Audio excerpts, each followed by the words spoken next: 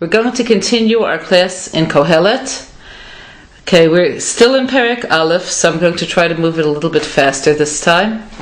In pasuk Chet, he begins, Kol hadvarim yageim, lo yuchal ish ledaber, lo tispa'ayin lirot, v'lo tibale ozen mishmoa.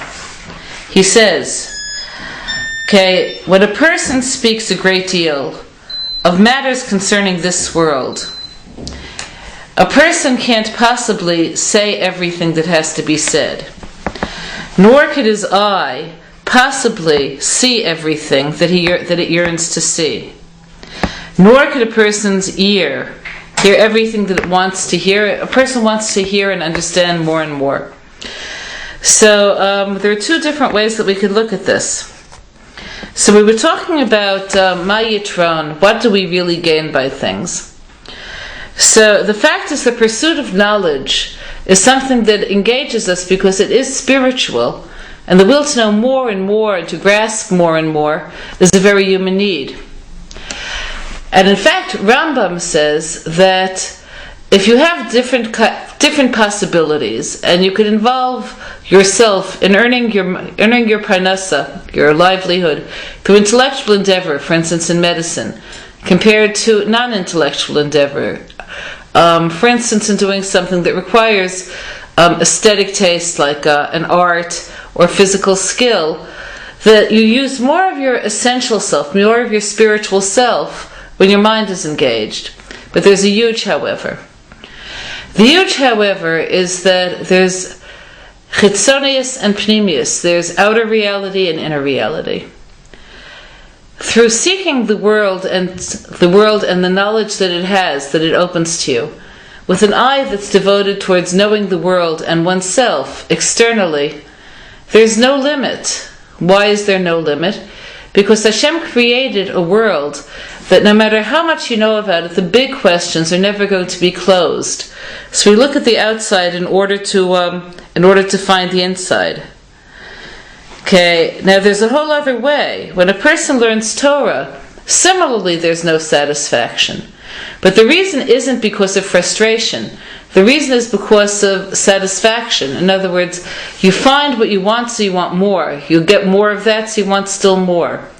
So the idea is that the Torah really addresses itself to the inner self. And because of this, a person could be driven towards learning in a different way than they would be towards discovering something external.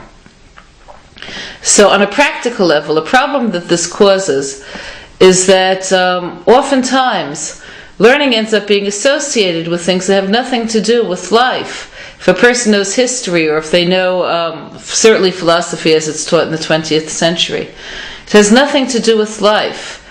So the desire to learn is somehow dulled. In Torah, even if what you're learning has nothing to do with life externally, for instance the laws of sacrificial offerings or nazir, what you're still getting is a picture of the internal workings of the world, so it's different. Ma shehaya hu sheyeh. Okay, that which was is what will be. Uma shenaseh hu sheyaseh. And that which was done, that's what will be done in the future. V'en kol chadash tachat hashemesh. There's nothing new under the sun. Okay, so let's listen to Rashi here. B'chol mashu lamad b'davar shu chilufei hashemesh, ein bo chidush lo yireh ela ma she'akfar shenivra b'sheshet yimei b'reishit. So he says, if you're looking at things that are part of what he'll call chilufei hashemesh, the changes that take place in nature because of the sun, which means all natural science, you'll never find anything that wasn't put in place in the 6 days of creation. So what's happening through technological process is that we uncover more and more of what's already there, but there's nothing new. But when a person learns Torah, there are real chidushim. So you could say, what actually is a chiddush in Torah, which is something that we're going to be discussing in other shiurim. But the basic premise is that what a chiddush is a new insight to an existing reality that nobody ever saw before. It's the insight that you have through the prism of your understanding and your struggle to get at the truth. So there's something new because nobody ever saw the world through your eyes. Okay. Tov. Okay, so what we have is that the Gemara tells us about Rabbi Elazar ben Horkanus, that he knew things that nobody ever knew with Masa Merkava. What's Masa Merkava? Masa Merkava is a prophecy that Yechezkel had, telling us how Hashem's presence moves from its place of unknowable reality to this world. So how to move Hashem here is something that by the nature of things, everybody knows somewhat differently. So even though it says, Ha'avot henhem ha'merkava, the avot themselves, their midot, are the merkava, the chesed of Avraham, the heroism of Yitzchak, the truth of Yaakov. That's what brings Hashem into the world. This is true. But we will see it through a different prism. So a heroic act that one person